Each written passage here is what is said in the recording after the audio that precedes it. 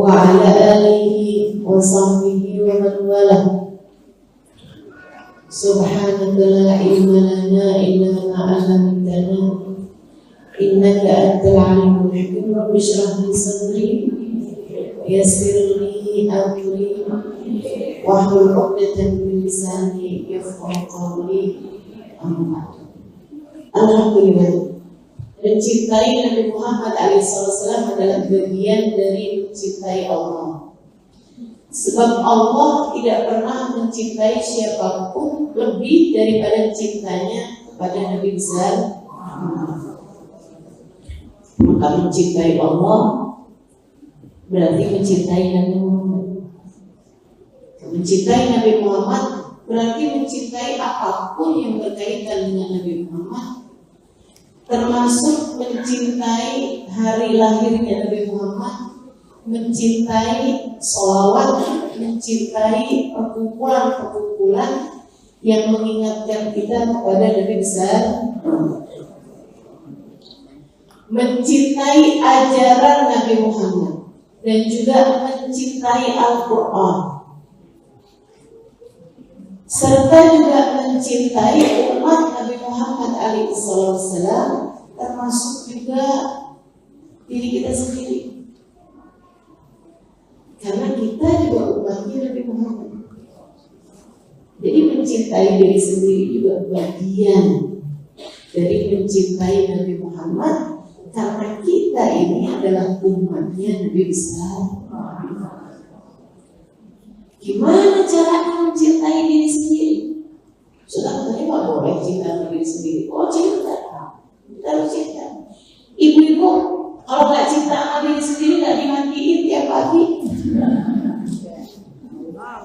nggak digosok giginya tiap hari, gitu ya. Itu bagian dari mencintai diri sendiri.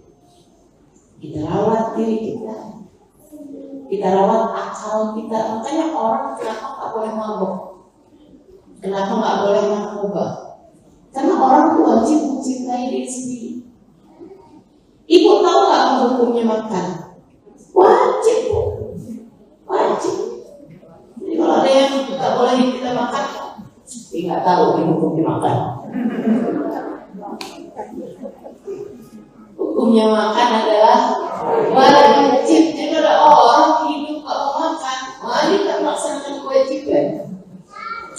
Karena mencintai diri sendiri itu wajib, maka hukum makan, hukum minum, hukum melakukan apapun yang darinya berkelangsungan kehidupan kita, hukumnya adalah kulu washrabu, kata Allah itu, makanlah kalian dan minumlah kalian, tapi pakai aturan. Wala tusrifu, jangan berlebih-lebihan.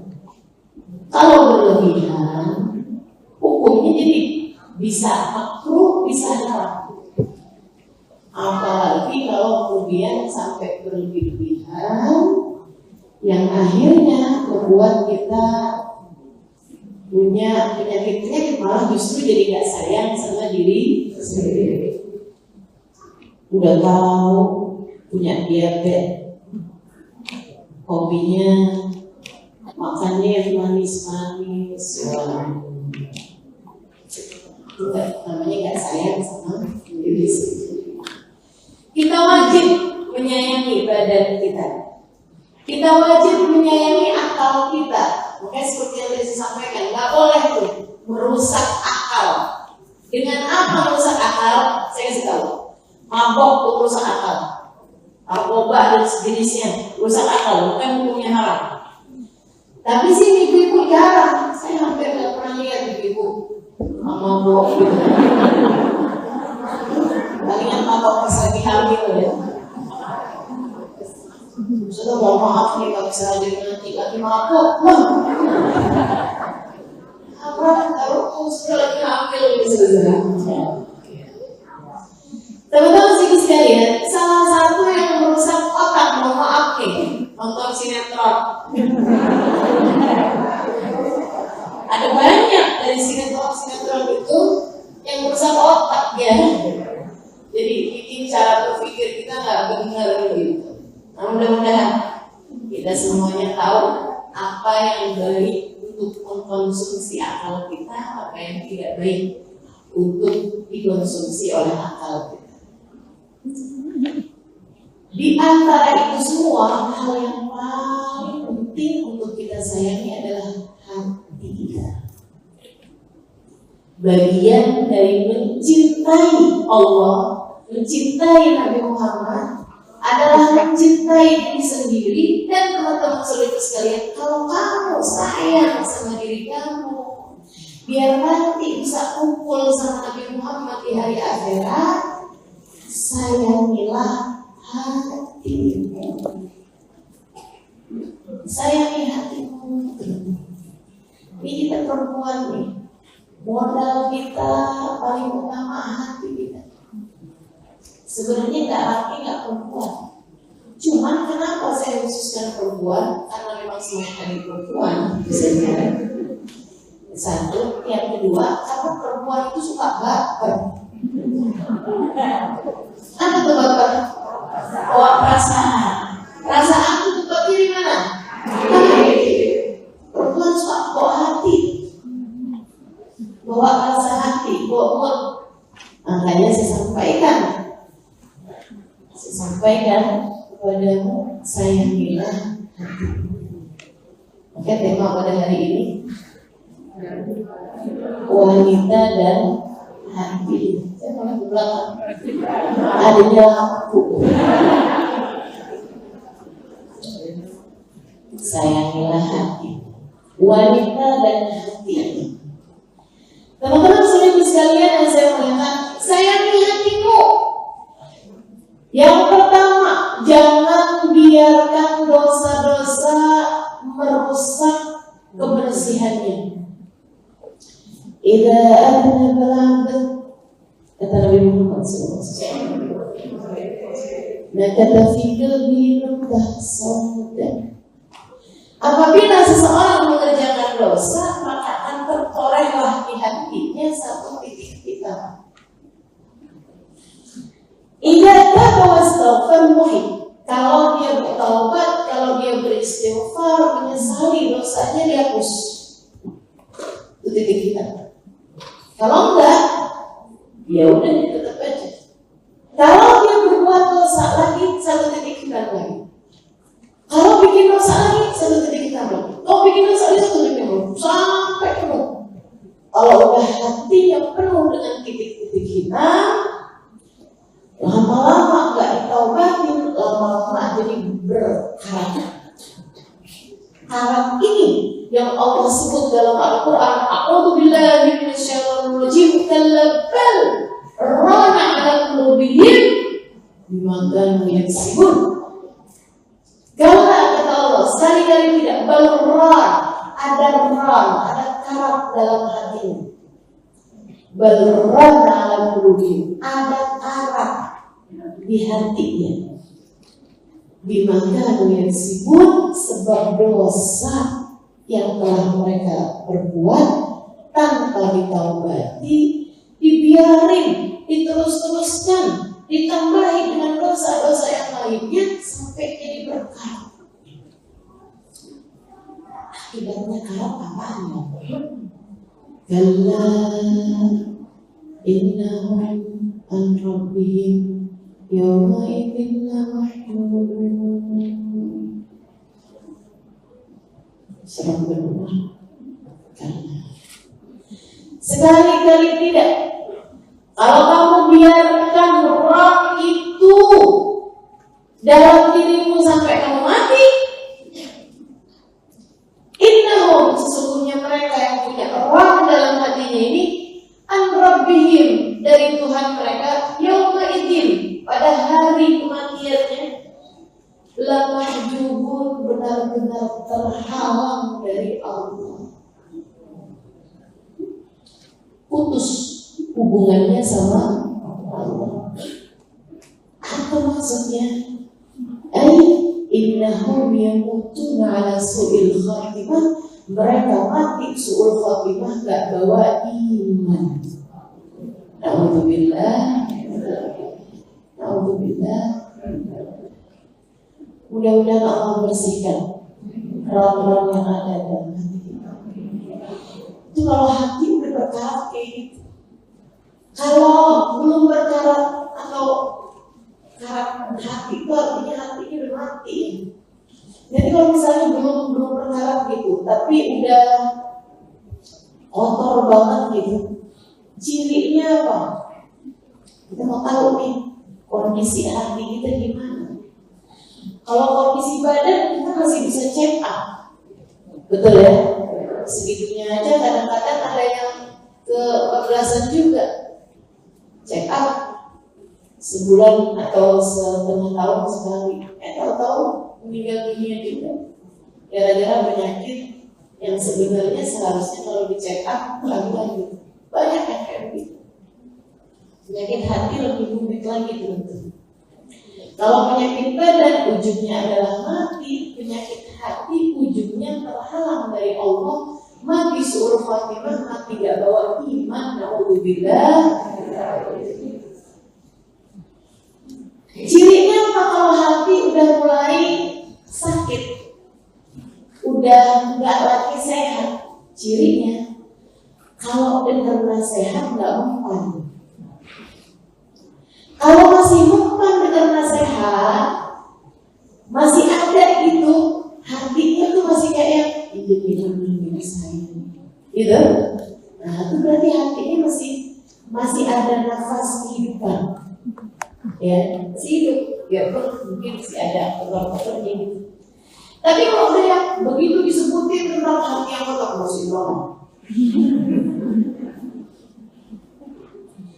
Dibilangin tentang kalau berbuat dosa akan tertoreh satu titik hitam. Ih, mau bilang tuh siapa yang kayak gitu tuh.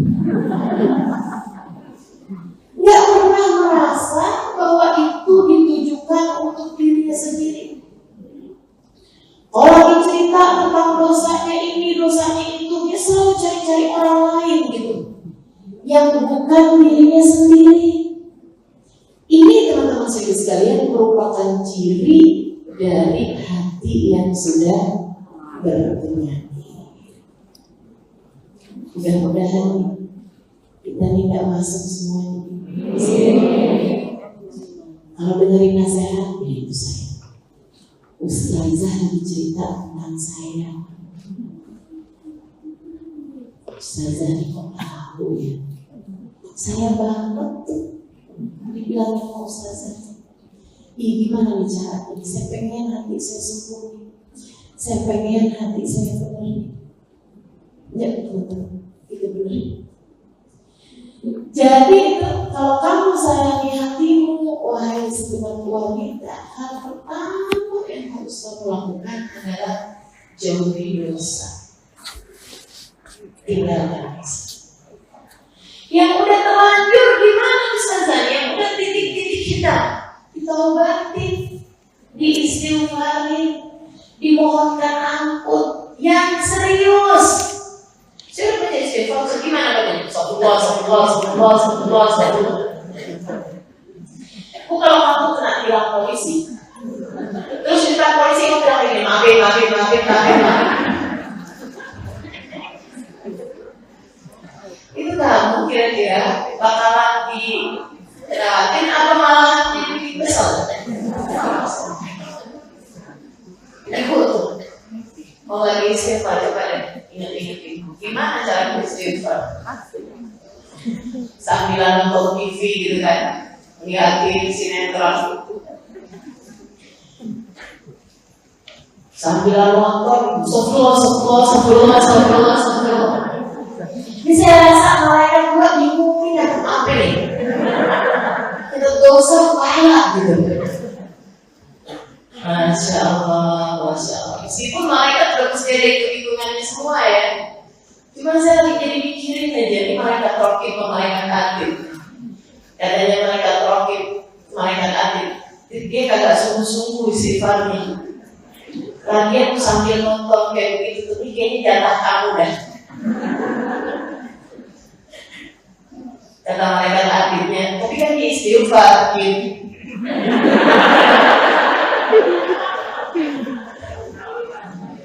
Bagaimanapun kan misalnya menyebut nama Allah gitu. Kayak malaikat rokib, malaikat akhirnya ini kan yang dijatuh dosa apa? Masya Allah. Lakukan cewek itu.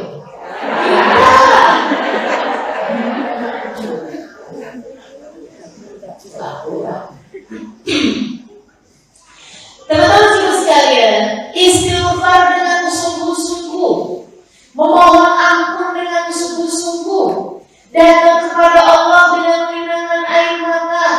Bahkan katanya Imam Al-Haddad, ibki ala dunuba, menangislah kamu atas dosa-dosamu, fa illam tabki fala abki. Kalau kamu gak bisa nangis juga sering dosa-dosa kamu, menangisilah hatimu, tangisilah hatimu yang gak bisa nyesel dosa. Kamu gak bisa nyeselin dosa, tangisi dirimu. Tangisi dirimu yang gak bisa nangis dosa. Kalau hatinya merasa disakiti dia, nanti air matanya banjir. Dia tak tahu siapa saya. Kalau merasa dilukai sama suaminya, ya ampun, nangisnya udah kayak orang paling beranak seluruh dunia. Ya Allah. Tapi urusan dosa-dosamu, saya baca hadis ya tentang orang muslim dan orang munafik melihat dosanya. Kata Nabi Muhammad, orang muslim melihat dosanya kayak orang melihat gunung di belakangnya yang hampir jatuh. Lagi gempa, ada gunung belakang kita nih, kayak mau jatuh, mau rubuhin kita. Itu orang mukmin melihat dosanya. Orang munafik melihat dosanya kayak melihat dubaba, kayak melihat laut di hidung-hidung, di tepi situ aja. Saya waktu bacanya, kok saya lebih mirip orang munafik ya? Kok kita lebih mirip sama orang munafik? Betul kan? Betul. Kita kalau melihat dosa kita kayak semua orang udah kerjain, jangan lebay deh. Kalau dibilangin jaga diri, jangan ngomongin orang. Wah, semua orang sedunia juga ngomongin orang.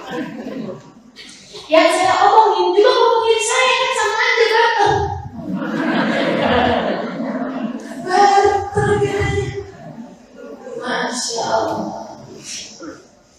Kalau dibilangin yang benar Mas Wafi, yang hormat Mas Wafi, contoh Sayyidah Khadijah. Nah, Sayyidah Khadijah suaminya Nabi Muhammad. Kalau Sayyidah Khadijah suaminya laki-laki, nah gitu juga caranya.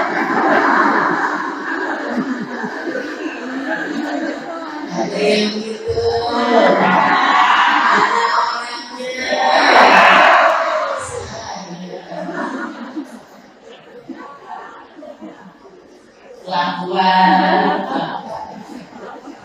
Kelakuan siapa itu? Ya, benar kayak melihat lalat hidung di tepi situ aja, Masya Allah. Hati kita ibki, katanya Imam Al-Haddad, nangis, cari waktu yang orang-orang gak lihat. Bangun, dan tidak. Kita punya urusan. Wudhu, kalau perlu mandi taubat. Habis wudhu, habis sholat 2 rakaat, benar-benar taubat sama Allah. Habis selesai sholat angkat tangan, sebut nama Allah, ya Allah, ya Allah, ya Allah. Sambil ingat-ingat dosa-dosamu, kemudian ingat nikmat yang Allah berikan kepadamu. Lalu dosanya banyak, nikmat dari Allah yang gak putus-putus. Saat itu kita bilang, Abu laka bi ni'matika 'alaina wa abu bi dhanbi. Ya Allah, Kau datang dengan bertubi-tubi nikmat yang tak pernah mampu kusyukuri. Sementara aku datang kepadamu dengan bergunung-gunung dosa yang bahkan jarang sesali. Faghfirli. Tapi yang punya dosa ini, ya Allah, datang padamu, memohon ampunan. Ya Allah, ini dosa kalau saya bawa mati, bahaya banget nih. Ini dosa kalau saya bawa mati, saya gimana ceritanya mau kumpul sama Nabi Muhammad. Teman-teman sering sekalian, Habib Umar bin Hafid sering mengatakan, at-tahir la yara ilaihi illa tahir. Yang suci tidak akan bisa dilihat kecuali orang yang suci. Nabi Muhammad manusia suci, Bu. Gak akan bisa ditemuin, gak akan bisa dilihat kecuali oleh orang-orang yang suci juga. Nah, kita belepotan dosa begini, boro-boro suci. Waduh, serem benar. Takut di akhirat gak bisa ketemu sama Nabi Muhammad. Ya Allah, sebelum datang saatnya mati, ya Allah, ampuni dosa-dosaku, ya Allah. Dan gak usah kelamaan mungkin sebelum mati, sekarang aja deh, ya Allah. Ampuni dosa-dosa saya, ya Allah, beri sabar aku. Biar saya bisa gampang berbuat kebaikan. Ampuni dosa-dosa saya, ya Allah, sekarang juga, ya Allah. Teman-teman sekalian, satu dosa layak membuatmu terjerumus ke dalam api neraka. Bagaimana dengan seluruh dosa yang kau lakukan? Satu dosa bisa saja membuat iman tercabut dari hati di saat datang sakaratul maut. Bagaimana dengan seluruh dosa yang kita punya? Teman-teman sekalian yang saya muliakan, ada dulu seorang pemuda, lagi umur dia 20-an tahun. Satu waktu ada seorang perempuan nyari ke rumah dia dan hamba, katanya. Dia kebetulan pemuda ini orang rumahnya lagi pada pergi semua, di rumahnya dia punya kamar mandi. Jadi bilang, di rumah saya ada kamar mandi, silakan masuk. Perempuan ini rupanya bukan perempuan yang menjaga diri. Jadi dia lepas kerudungannya, dia lepas baju luarnya, dipakai cuma baju dalam, nggak dalam amat. Ya kayak daster pendek lagi. Dia masuk ke kamar mandi, kelihatan tuh rambutnya, mukanya, lehernya, dan sebagian anggota tubuh. Si laki-laki ini terfitnah, naksir berat nafsu sama si perempuan ini. Begitu perempuan itu keluar, rumahnya ternyata udah dikunciin, dibelak semua dikunciin. Si laki-laki ini ngajakin zina. Si cewek bilang, karena memang perempuan yang nggak terjaga ya, perempuan ini dia bilang, oh kamu mau sama saya, boleh kok. Cuma masalahnya saya lagi lapar. Gimana kalau kamu pergi dulu beli makanan, nanti kita jadi enak, santai, enak. Si laki-laki ini pikir dia emang beneran mau gitu. Jadi laki-laki ini keluar beli makanan gado-gado di ujung. Pulang di gado-gado, si cewek udah kabur. Ya, si ceweknya cuma biar dia keluar aja dari rumah. Teman-teman sekalian, habis itu laki-laki ini dia habis itu nikah, gitu ya. Terus dia punya anak, dia anak-anaknya besar-besar sampai ketika umurnya 70 tahun. Datang sakaratul maut di usia dia udah tua. Datang sakaratul maut di usia tua, dia nggak tinggal salat, dia selalu bayar zakat, dia selalu puasa Ramadan, dia mengerjakan kebaikan-kebaikan yang dikerjakan orang pada umumnya. Tapi dosa yang satu itu pernah pengen zina itu dulu itu tidak pernah dia taubatin. Yang kali dia ingat, ya aku bego benar saya. Kenapa saya keluar? Kenapa saya hari itu beli ini gado-gado? Nah tipu saya. Coba saya waktu itu tahu gitu kan. Dapat saya tuh cewek cakep. Jadi bukan dia seselin, ya aku kenapa aku dulu pernah mau ngarepin mau ngajakin cewek ke zina gitu. Astagfirullah, malu saya enggak gitu. Yang dia seselin malah justru kenapa dia bodoh bisa ditipu sama cewek itu. Di saat sakaratul maut kita bilang la ilaha illallah meracau. Dulu ada cewek cakep bener kan? La ilaha nyari-nyari kamar mandi. La ilaha illallah saya kamar mandi di rumah saya. La ilaha illallah itu kali baru cukup benar. La ilaha illallah udah hari juga. La ilaha illallah kaki bagus. La ilaha illallah bibirnya bagus. La ilaha illallah sampai ujung umurnya yang dia ingat dosa-dosa itu terus-terusan. Salah benar. Satu dosa yang tersisa tidak kita taubatin, tidak kita mintain ampun pada Allah Subhanahu wa taala bisa menarikmu jauh dari Allah Subhanahu wa taala. Karena kalau tak ditaubatin jadinya wrong seperti yang tadi telah saya sampaikan. Berkata, orang berkata, innahum an rabbihim yawma idzin lamahjubun, jadi menghalangi kita dari Allah. Mudah-mudahan selamat semua. Mudah-mudahan selamat semua. Nangis, minta ampun sama Allah, ya Allah, ampuni ya Allah. Ampuni ya Allah. Kalau Kau nggak ampuni hancur saya Allah. Dosa banyak benar ya Allah.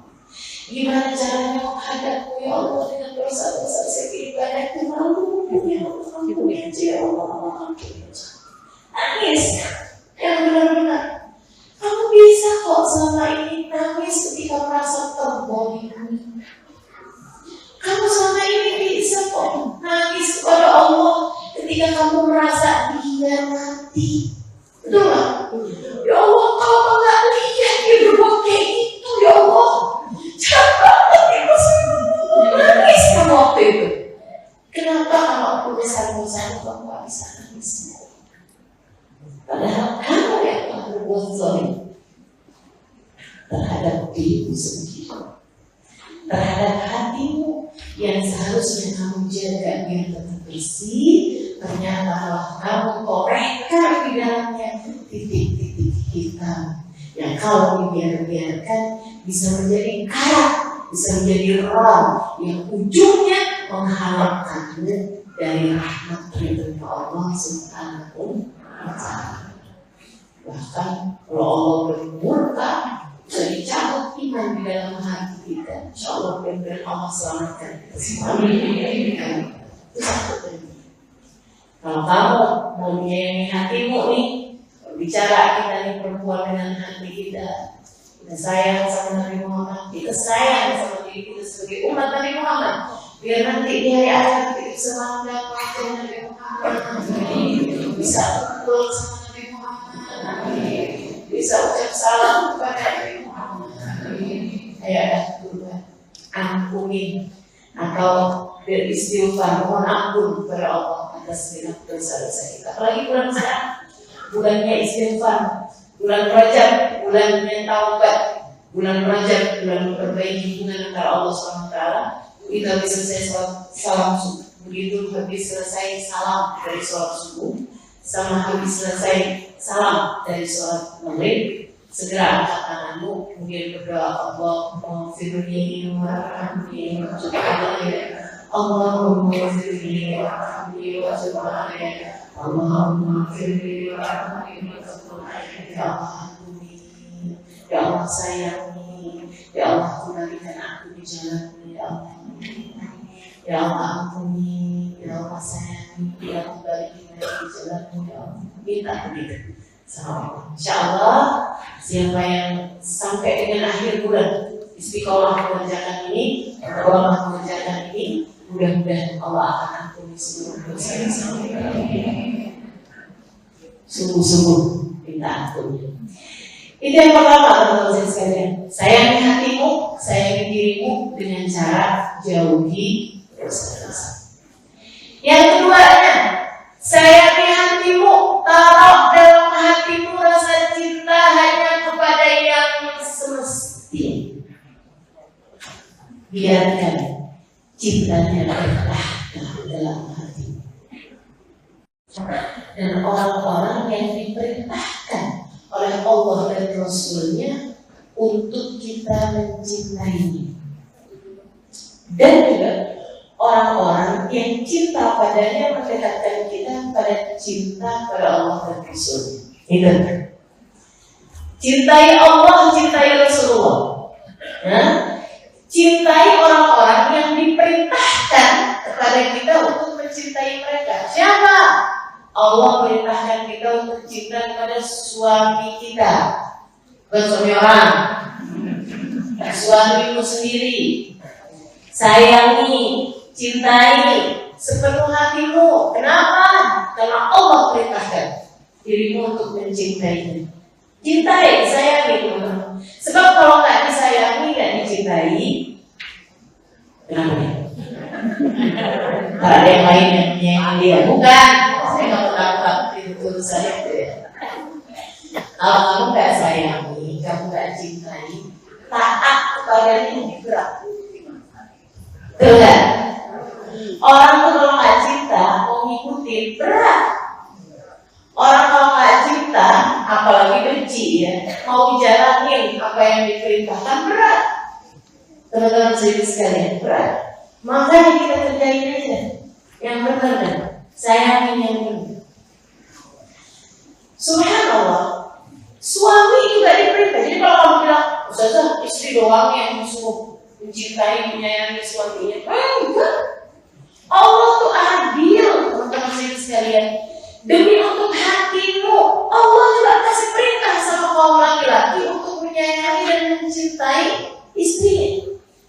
Kata Allah dalam Al-Quran, malahan yang istri disuruh jaga suami, disuruh cinta sama suami. Itu saya nggak tahu ya, saya malah nggak dapat gitu ayatnya. Tapi yang ada malah justru suami itu disuruh berbuat baik sama istrinya. Istri suruh taat itu, tapi yang suami ini suruh berbuat baik sama istri. Kata Allah, A'udzubillahi minasyaitonirrajim. وعاشروهن بالمعروف فإن كرهتموهن فعسى أن تكرهوا شيئا ويجعل الله فيه خيرا كثيرا. Ini bukan baca Quran yang mufti, jadinya enak bacanya. Ibu ya, wa'ashiruhunna bil ma'ruf, kata Allah. Kaum laki-laki yang baik istri kamu, pergaulilah bil ma'ruf, dengan kebaikan. Gak ada ceritanya laki-laki yang baik tega mukul istri, gak ada. Gak ada ceritanya laki-laki yang baik berbuat keburukan kepada istrinya. Orangnya sampai gampar, menendang, itu istri akan sama-sama tidur ya. Teman-teman sekalian, wa'ashiruhunna bil ma'ruf, kata Allah. Allah pesan sama kaum laki-laki yang baik memperlakukan istrinya. Masya Allah, ya, saya tuh gak cinta dia. Misalnya, kata siapa? Kata siapa nih? Katanya suaminya siapa? Suami orang ya. Suami itu cinta sama kita insya Allah.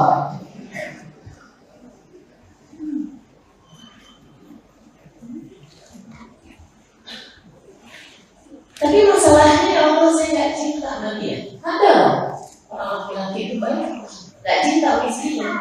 Sebagaimana ada banyak istri-istri yang gak cinta sama suaminya. Dan itu kehidupannya berarti tidak diturunkan sakinah mawaddah. Saudara sekalian yang saya muliakan, minta sama Allah. untuk suami saya. Tidak. Ya Allah, cintakan hati saya kepada suami saya, cintakan hati suami saya kepada saya. Jadikan hati saya menyayangi suami saya, jadikan suami saya menyayangi saya. Tidak apa-apa.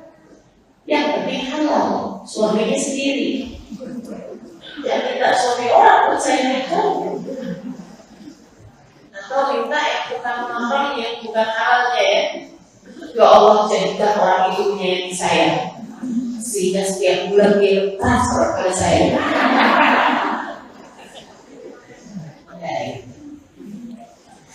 Teman-teman saya sekalian, kata Allah, fa'in karihtumuhunna.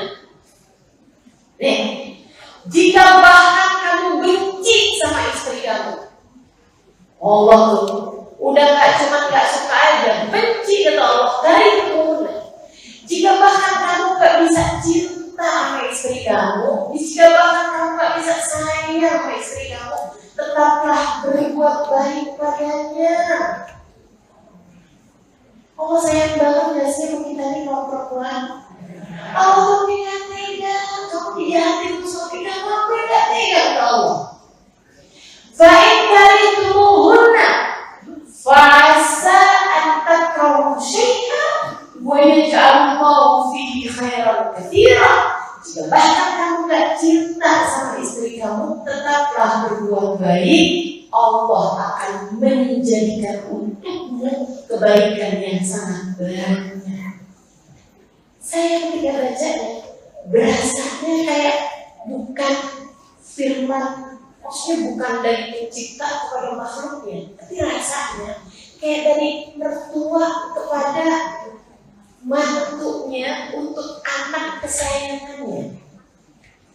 Kayak Allah nih kalau lagi bilang nih, kayak pantas-pantasnya itu adalah ucapan dari ayah kita kepada mantunya, pada suami kita ini. Allah bilang yang baik yang saya ya, yang baik yang saya, yang baik yang saya. Biar kata Mbak cinta itu lebih baik ya. Tapi gampang. Kalau kamu terbaik menurut saya, kamu bakalan saya kasih. Apa yang kamu mau, kata saya kasih. Apa yang kamu mau, anak yang soleh, anak yang bagus, juga, kasih. Yang penting yang baik anak saya. Itu kata Allah. Masya Allah. Allah bilang, wahai segenap kaum laki-laki, ashiruhunna bil ma'ruf.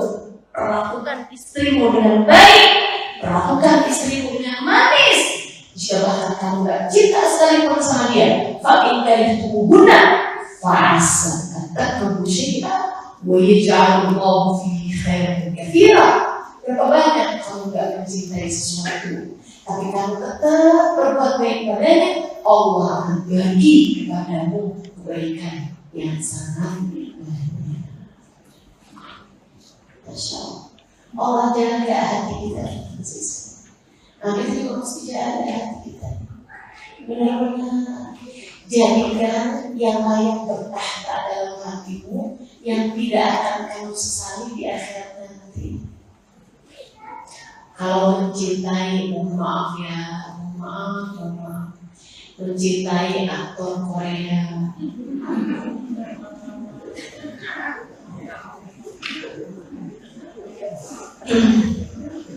mencintai pemain bola, nggak serius.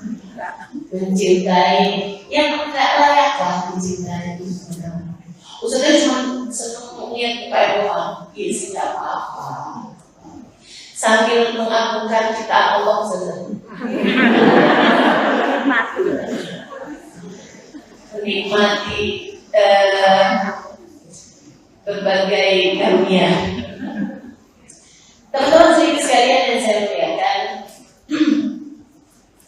jangan biarkan sesiapapun menghalangkan hatimu dari cinta Allah, cinta Rasulnya terkata dalam hatimu.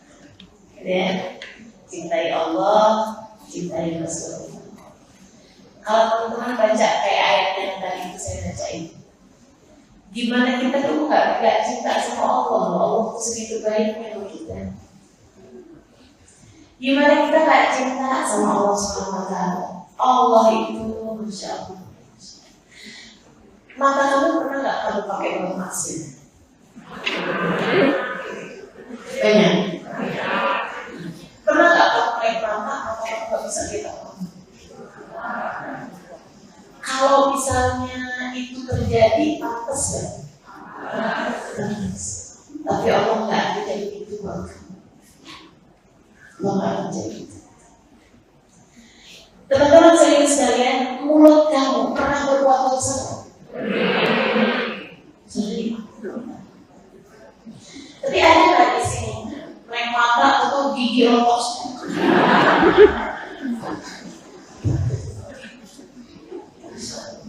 Bangun tidur tulisannya tiba-tiba jadi tulang, jadi nggak bisa lagi ditekuk-tekuk di tulang.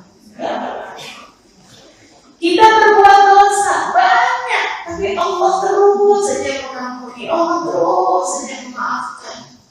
Kata Allah tungguin, apa kadang malaikatnya yang pada tugas.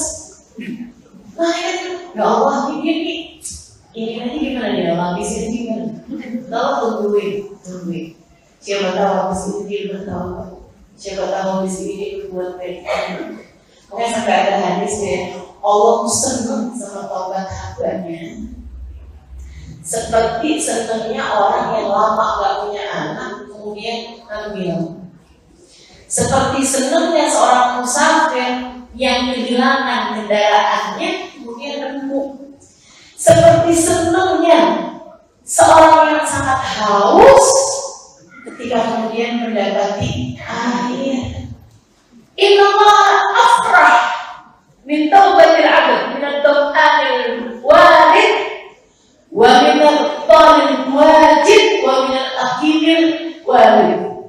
Kata Nabi Muhammad SAW, Allah lebih senang dengan taubat hambanya dibandingkan dengan orang kehausan yang mendapati air, orang yang lama punya anak ketika dia tahu dia hamil, dan orang yang kehilangan kendaraannya kemudian nemu kembali kendaraan. Masya Allah, Allah cinta kita, Allah sayang kita. Ibu-ibu dan muslim sekalian, sering gak kamu mendapat kesulitan terus tiba-tiba sama Allah dikasih jalan keluar? Sering. Sepanjang hidup di atas muka bumi bersama dengan dosa-dosa kita, Allah pernah gak lupa kasih kita makan? Gak pernah. Makan terus kita. Allah pernah gak bikin kita sampai gak punya pakaian buat untuk Allah? Gak pernah.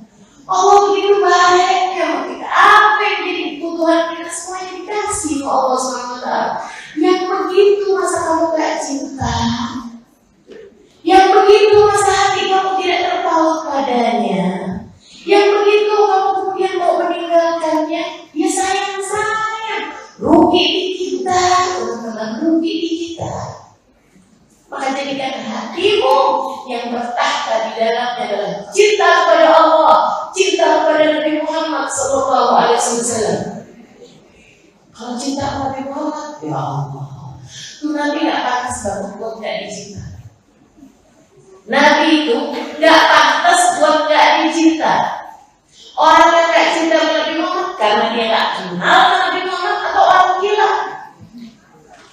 Semua orang kalau dia waras bakalan cinta Nabi Muhammad kalau tahu Nabi Muhammad. Makanya jangan sampai kau gak kenal Nabi Muhammad SAW.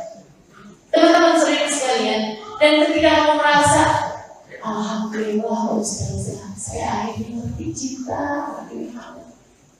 Apa cirinya sih kalau cinta? Rindu. Cirinya cinta itu rindu. Pernah nggak kamu kangen sama Nabi Muhammad sampai berlebihan air mata, ya Rasulullah, rindu padamu ya Rasulullah? Pernah nggak? Nggak pernah Ustazah. Mesti permain. Jangan mau mati sebelum punya cinta Nabi. Saya takut kalau ada yang nyelamatin kamu kalau di akhirat. Saya takut nggak ada yang bisa nyelamatin kamu nanti di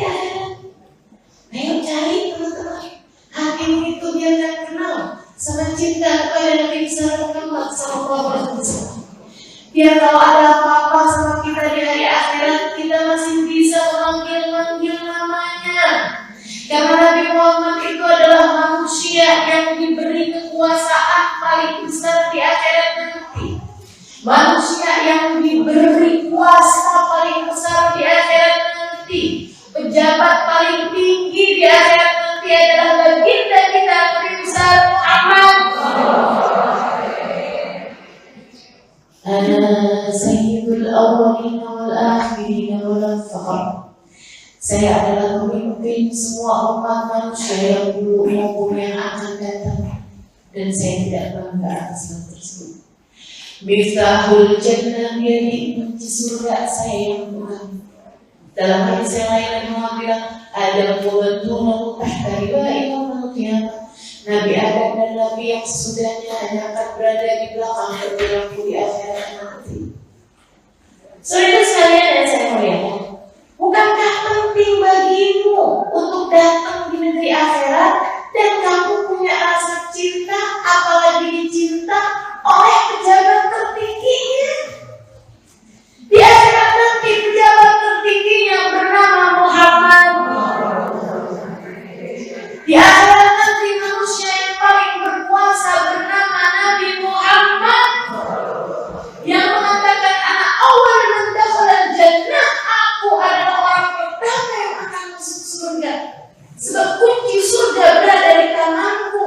Akan tetapi ketika aku membuka pintunya, aku tidak akan masuk di dalamnya untuk menikmatinya. Akan tetapi berdiri di pinggir surga sebelah kiri. Kenapa sebelah kiri wahai Rasul? Paling dekat sama jembatan, paling dekat sama api neraka. Kiri Nabi Muhammad, itu surga sebelah kiri. Ngapain Rasul? Ngeliatin satu demi satu umatku, nungguin satu demi satu umatku. Yang modal kita ditungguin Nabi Muhammad. Bu, kita selama ini ya Bu ya, kalau misalnya suami kita nungguin kelamaan ditinggal. Nabi Muhammad enggak. Di surga kamu ditungguin Nabi Muhammad. Ada yang berhak mencintai lebih daripada dia? Ya ada sungguh. Kata Nabi Muhammad, aku akan berdiri di pintu surga sebelah sampai nanti kalau aku lihat umatku ketika melewati jembatan sirat terjatuh masuk ke dalam api neraka. Kalau dia punya cinta nih, si orang ini waktu jatuh dia punya cinta sama Nabi Muhammad, walaupun dia punya dosa yang bikin dia terjerumus api neraka, Allah akan kasih lihat wajah Nabi Muhammad. Rahmatnya Allah nggak sedikit. Kalau kamu punya cinta sama Nabi Muhammad, kalau dosa bikin kamu terjerumus masuk ke dalam api neraka, Allah akan kasih kamu lihat wajah Nabi Muhammad di pintu surga. Saat itulah kamu akan memanggil namanya. Bukan suamimu yang kamu panggil, bukan anak-anakmu, bukan orang tuamu, bukan atasanmu, bukan temanmu, bukan sesuatu. Makanya tidak ada yang boleh kamu cintai lebih daripada cintamu kepada Nabi Muhammad. Karena keperluanmu kepada Nabi Muhammad yang paling mendesak. Karena kebutuhanmu kepada Nabi Muhammad yang paling darurat. Karenanya jangan pernah biarkan cinta siapapun di dalam hatimu melebihi cintamu kepadanya. Biar ketika kamu terjatuh hari itu karena tersebab dosa-dosamu itu, kamu akan diperlihatkan wajahnya, kemudian kamu akan memanggil wa Sayyidah, wa Muhammadah, wa Nabiyah, wa Rasulah. Aduh Nabi Muhammad tolongin saya. Alim terus Nabi Muhammad tolongin saya. Kata Nabi Muhammad, wa ini akhidul bi'ujasikum minannar. Saat itu aku akan menarik lenganmu dari api neraka. Nabi sampai tak bilang tangan, lengan yang ditarik sama Nabi Muhammad. Takut kalau dipegang tangan musuh lagi. Jadi yang dipegang Nabi sirat. Aku berdirikan dia kembali di atas jembatan sampai dia bisa masuk ke dalam surga Allah dengan syafaatku. Teman-teman, penting bagi untuk cinta kepada Nabi Muhammad. Biar kalau ada apa-apa sama kamu, ada yang bisa nolongin. Biar kalau ada apa-apa sama kamu, ada yang bisa nyelamatin. Jangan mau mati sebelum punya cinta sama Nabi. Dan karena kamu gak pernah tahu kapan matinya, mendingan dari sejak sekarang. Coba ini tumpuh cinta kepada Nabi, berbekal dengan cinta kepada Nabi, jadikan cinta padanya bertahta dalam hatimu, sebab hatimu adalah modalmu, sebab hatimu adalah hal paling berharga yang kamu punya. Maka jangan jadikan yang tidak berharga bertahta dalam hatimu. Dunia tidak cukup berharga untuk kamu taruh dalam hatimu.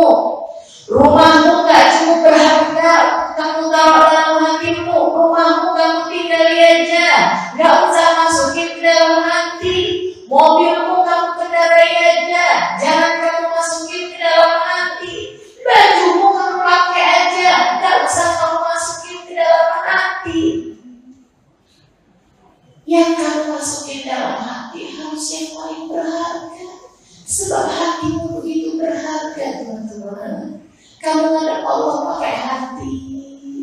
Kamu ngadep Allah pakai hati. Kamu masuk surga pakai hati.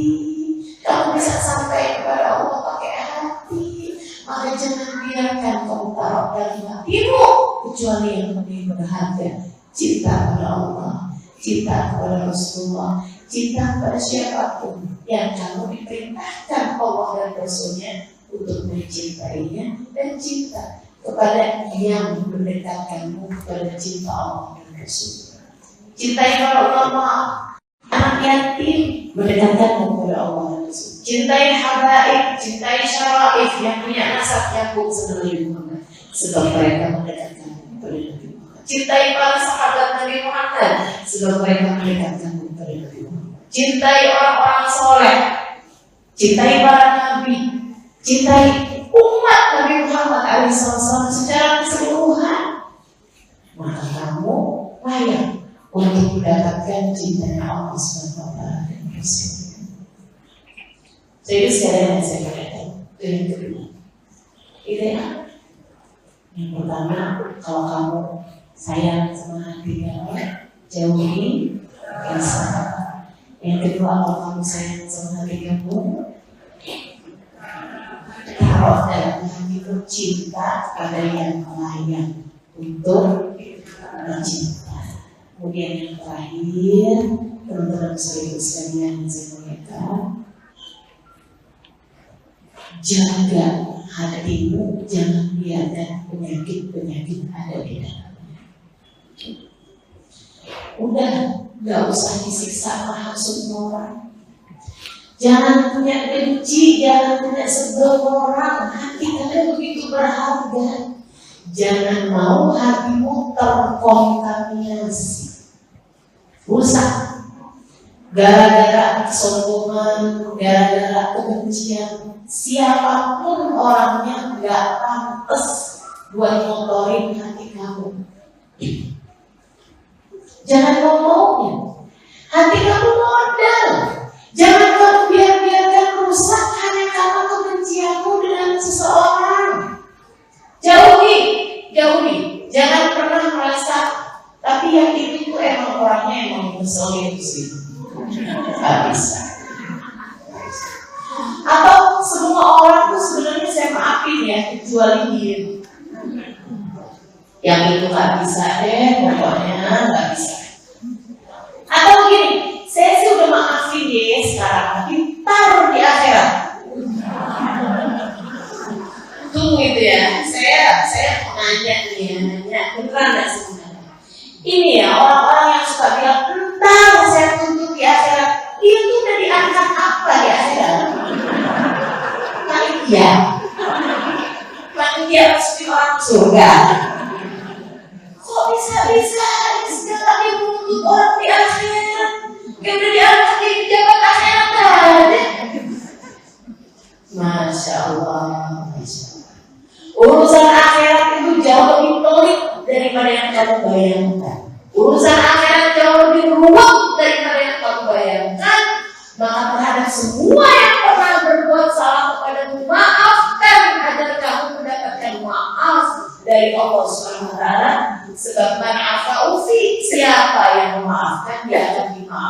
oleh Allah. Kayak kamu gak pernah berbuat dosa aja sama orang loh. Kayak kamu gak pernah berbuat salah aja sama orang. Teman-teman sering sekalian yang saya muliakan, ya. Kita tuh suka bilang kan, nanti satu hari dia akan mendapatkan balasannya. Ayo, siapa yang selalu ngomong kayak gitu? Kalau ada orang berbuat salah, biarin aja, nggak apa-apa.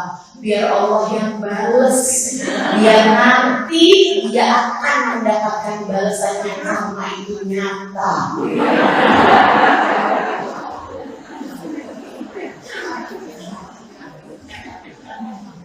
Saya tahu banget sih.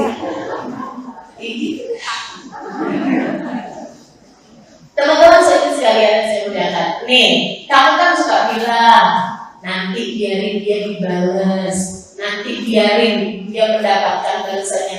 Pernah mikir nggak bahwa jangan-jangan perlakuan dia sama kamu merupakan balasan buat kamu? Karena perlakuanmu di masa dahulu terhadap orang lain. Kan bisa aja begitu. Halo? Masya Allah. Karena tadi sudah kata Nabi Muhammad SAW, sebagaimana kamu berbuat, seperti itulah kamu akan dibalas. Jadi kalau ada orang yang menyakitimu, kok kayak familiar ya? Saya kok kayak kenal dia. Ini kayak perlakuan saya ke orang gitu. Saya kayaknya memang sering juga berlaku seperti ini kepada orang lain. Maka sebagaimana kamu ingin dimaafkan, maka berusahalah untuk mudah memaafkan kesalahan orang lain. Insya Allah. Ya Anas, at-tusbih wa tumsi wa laysa fi qalbika syai'un li ahadin minal muslimin fa'al. Wahai Anas, berusahalah agar sedari pagi sampai datang waktu malam, dari melek mata sampai pergi tidur lagi, jangan ada kekesalan apalagi kebencian di dalam hatimu terhadap siapapun dari umat Islam. Usahakan Anas agar dari pagi sampai dengan malam kalau tidur lagi hatimu bersih dari kebencian, kedongkolan, kekesalan terhadap siapapun dari hamba-hamba Allah SWT. Tapi Ustaz, masalahnya di perlakuan adalah adil banget. Dan anggap tidak adil seperti apapun. Anggap kamu didolimi sampai kamu gak bisa makan, sampai kamu gak bisa hidup, sampai kamu sesak nafas, sampai kamu kayak gimana sekalipun. Teman-teman saya sekalian, anggaplah bahwa itu adalah gugur dari dosa-dosamu yang telah lalu. Karena semua ujian itu adalah mengumpulkan dosa.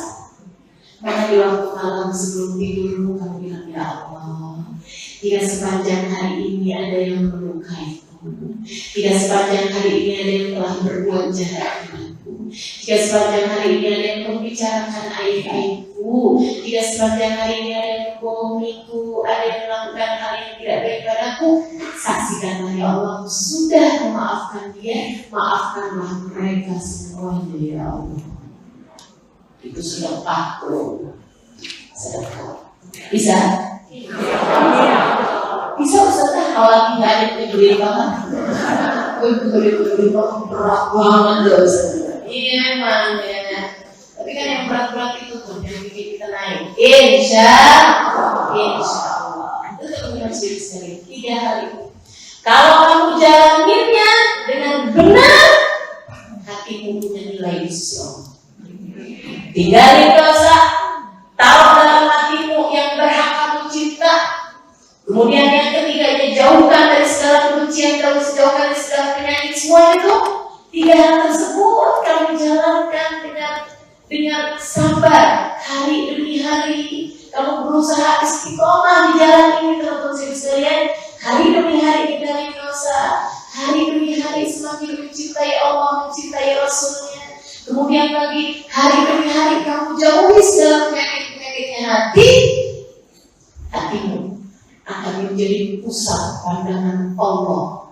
Hatimu akan menjadi tempat turunnya menjadi rahmatnya Allah. Hatimu Allah tak akan pernah tega untuk melukainya. Masya Allah. Kalau kamu dicinta sama Allah, Allah gak akan biarkan lantaran hatimu sedih. Apapun yang bikin hatimu sedih, Allah akan angkat, Allah akan hilangin. Masya Allah. Kamu minta apa, Allah akan kasih. Bapak-bapak sekalian, ketika hatimu mengerjakan apa yang sudah saya sampaikan ketiganya tersebut. Saya baca-baca dalam Al-Quran tentang kisah-kisah perempuan-perempuan solehah. Teman-teman sekalian, saya melihat, saya ketika baca-baca Al-Quran, saya dapetin firman Allah SWT yang bilang la tahzan. Firman Allah langsung ya, bukan ucapan seseorang kepada seseorang. Ada lagi yang la tahzan innallaha ma'ana, itu ucapan Nabi Muhammad ketika ada dua hero kepada Sayyidina Abu Bakar. Tapi yang ucapan Allah langsung, Allah nggak tega gitu, bikin dia sedih, gitu ya. Itu ada di surat Maryam kepada Sayyidah Maryam, dan ada di surat Al-Qasas kalau nggak salah itu ya. Ucapan Allah Subhanahu wa Ta'ala kepada ibunda Nabi Musa alaihissalam. Dua-duanya perempuan. Masya Allah banget kan. Allah tuh udah cinta sama perempuan. Allah jaga perasaannya. Kata Allah Subhanahu wa Ta'ala ketika Sayyidah Maryam dikasih kehamilan langsung 9 bulan, Sayyidah Maryam panik, udah yang lahirin dulu dikasih tahu udah HPR ya, udah hari perkiraan hamil, langsung pulas dikasih tahu Maryam kamu akan hamil. Loh gimana saya bisa hamil?